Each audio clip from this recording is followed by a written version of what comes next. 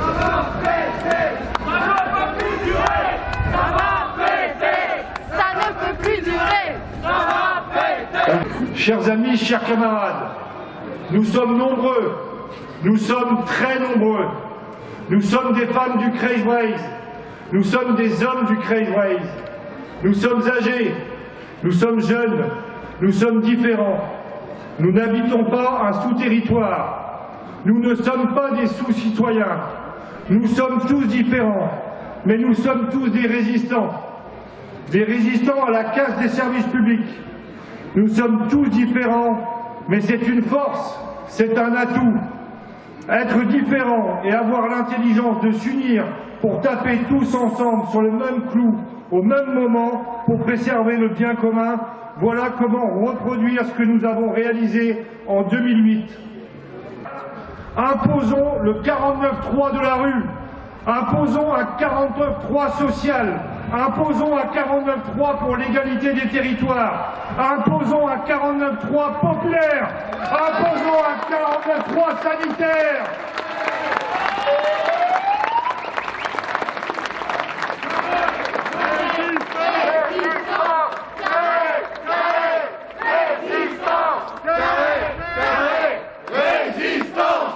Chers amis, chers camarades, pour tous ceux qui ont connu 2008, s'il le faut, nous retournerons bloquer Quimper tous les jours. S'il le faut, chers amis, chers camarades, nous referons le siège de la préfecture tous les jours pour obtenir la garantie du maintien définitif des services de chirurgie et de maternité. Chers amis, chers camarades, je vous le redis encore une fois, votre colère est légitime. Alors n'essayez pas de la gérer, n'essayez pas de la canaliser. Nous sommes dans l'obligation de gagner ce combat pour nous, pour nos enfants, pour notre territoire. Laissez votre colère s'exprimer jusqu'à la victoire toujours. Tous ensemble, tous ensemble. Tous ensemble, ouais, ouais. Tous ensemble, ouais, ouais. Tous ensemble, ouais, ouais. Nous souffrons déjà d'une pénurie de médecins généralistes, de médecins spécialistes, comme dans tous les territoires ruraux. Il n'est pas question que l'on en rajoute, la coupe est pleine. Arrêtons de massacrer le service public de la santé. Il faut trouver des solutions pérennes pour Carhaix. Nous ne lâcherons pas et nous nous mobiliserons autant qu'il faudra. Résistance, résistance, Naître, vivre et travailler au pays repose sur la présence de cet hôpital et de ses activités. Il est l'unique établissement de soins sur le territoire. Les autres sites sont éloignés de 50 minutes à 1 heure de trajet en voiture. Le site de Carhaix est un élément déterminant de la sécurité sanitaire de notre bassin de vie. Quand on parle de sécurité des soins, éloigner les femmes d'une maternité accouchante dite de proximité, pour qu'elles aillent accoucher à 45 minutes, 1 heure et plus de leur lieu de résidence, et notamment au milieu rural, par des routes où le temps se rallonge, est-ce un gage de sécurité des soins?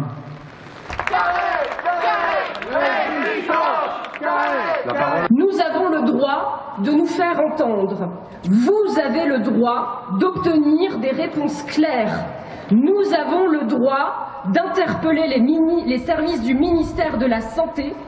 Au sein de notre République, les habitants du monde rural ne sont pas des citoyens de seconde zone. Nous ne pouvons pas être spectateurs des décisions. Nous avons le droit à la parole pour défendre notre hôpital. Se soigner au pays, accoucher au pays. Quel beau projet pour faire société. Ce choix et ce combat sont justes. Dans quelle société voulons-nous vivre? Nous vivons dans un pays riche, où les ressources financières ne manquent pas. Dans notre pacte républicain, nous ne pouvons pas considérer que la santé passe au second plan et que les habitants vivant dans des zones en tension médicale ne seront pas soignés aussi vite et aussi bien que dans les métropoles.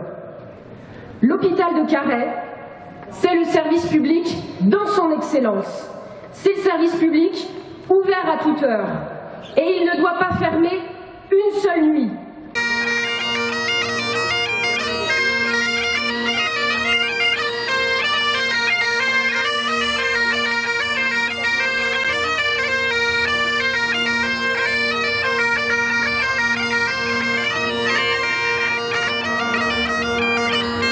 Bon, je m'appelle Daniel Derrien et j'habite à côté de Carhaix, un petit bled qui s'appelle Le Moustoir. Je suis présent aujourd'hui pour défendre l'hôpital de Carhaix. J'ai participé aux événements il y a 15 ans. Et ça vous fait quoi du coup 15 ans après de voir où que ça revient à nouveau je trouve ça surréaliste. Je pensais que...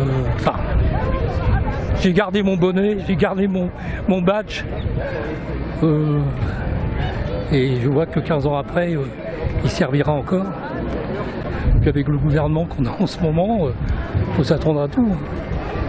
Et ils nous remettent une couche, il y a déjà assez de bordel avec l'histoire des retraites qui est passée avec le 49.3.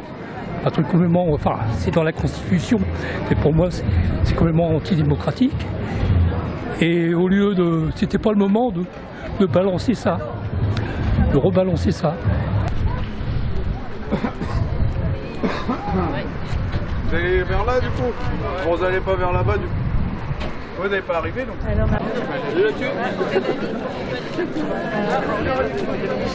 Yann Fanjuran, je suis coprésident du comité de défense de l'hôpital public et de l'offre de soins de Guingamp. Et puis nous sommes venus là en soutien aux camarades de Carhaix qui sont dans la même situation que nous, la maternité est menacée, et d'autres services aussi, parce que nous sommes exactement dans le même bateau, comme Landerneau, comme Lannion, comme Redon, comme Ploërmel, et sans doute comme Morlaix, même si apparemment l'information ne sort pas trop, mais ils sont cités dans le rapport Ville aussi, pour devoir renforcer le pôle de Brest. Donc voilà, tout va être centralisé, la recentralisation est en marche. Notre analyse depuis le début, c'est depuis 2019, de la découverte de la loi Buzyn, qui s'appelle Ma Santé 2022 en vrai, avec sa promesse de 600 hôpitaux de proximité, qui en fait sont des hôpitaux qui ont perdu quelque chose, hein. C'est pas quelque chose qu'il faut souhaiter, c'est des hôpitaux de proximité qui ont perdu donc la chirurgie et la maternité. Donc ça, c'est quelque chose qui était annoncé depuis longtemps, qui avait un peu de mal à se mettre en œuvre. La façon de le mettre en œuvre, c'est de laisser pourrir le service public. Ensuite, c'est intéressant d'avoir une caution scientifique, hein, c'est ce qu'a donné le professeur Ville avec le rapport de l'Académie de médecine. Et puis ensuite, juste l'allumette dans les mains des pompiers pyromanes, comme je le disais tout à l'heure, c'est la loi Rist qui va s'appliquer au 3 avril normalement, mais j'espère que non. Cette loi encadre les tarifs de l'intérim médical. Les conséquences sont lourdes pour Carhaix. Impossible d'avoir recours aux anesthésistes intérimaires car ils coûtent trop cher. Dommage, à Carhaix, ils sont tous intérimaires. Conséquence ahurissante, vous ne pourrez plus faire fonctionner votre bloc, votre maternité et les autres services car vous n'aurez plus d'anesthésistes. Parce que si elle s'applique, ça veut dire fermer des centaines de services en France.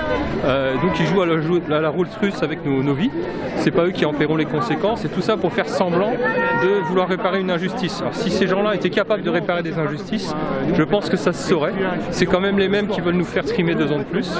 C'est quand même des gens qui ne se sont pas distingués par un sens de la justice sociale. Et là, tout d'un coup, ils voudraient s'attaquer à ce qu'ils appellent les mercenaires. Mais les mercenaires sont des intérimaires qui suivent leur intérêt effectivement, mais pour quelle raison?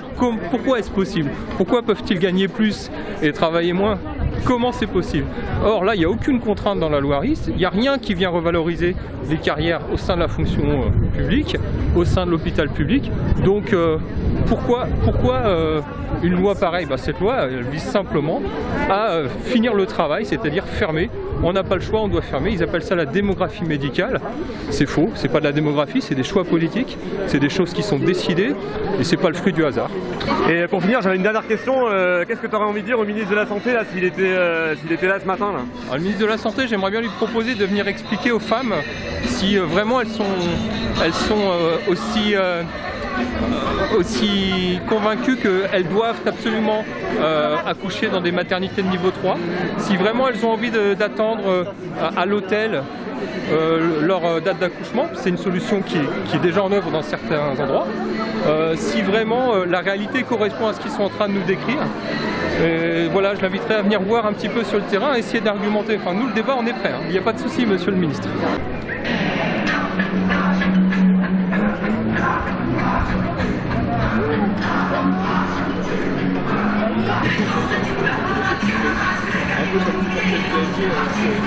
Ouais, bah du coup j'ai 20 ans et puis je suis là aujourd'hui parce que Carhaix c'est ma ville, c'est là où je suis né et je veux me battre pour qu'à Carhaix la maternité reste ouverte parce que c'est hyper important pour les femmes, même au niveau démographique aussi, pour attirer plus de monde. Donc je veux me battre jusqu'au bout et puis Carhaix résistance. Parce que du coup toi t'es né à Carhaix? Ouais, c'est ça, en 2003. En 2003, ouais. Et du coup, ça t'a fait quoi d'apprendre ça, enfin, quand t'as entendu 1er janvier 2003, du coup. Ok, 1er janvier 2003. Et quand t'as appris que la maternité était menacée, ça t'a fait quoi, du coup Bah, tout de suite, c'est la révolté, quoi. Parce que c'est pas normal, surtout quand c'est des décisions qui sont prises à la direction du CHRU de Brest, ou alors même au niveau de l'État. Savoir que c'est des décisions assez technocrates, une vision assez technocrate, bah, ça me révolte, quoi.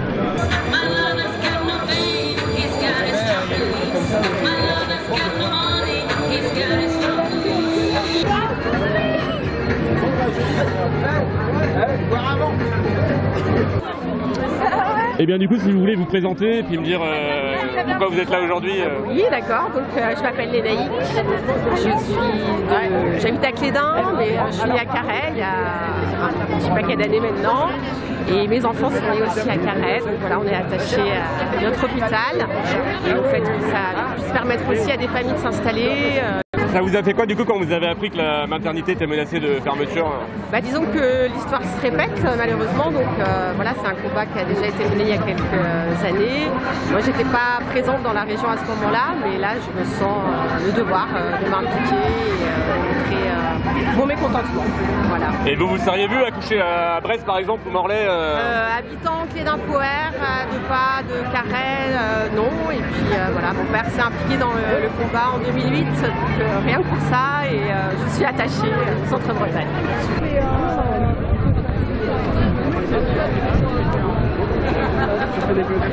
Ah bah si tu sais. Ah ouais,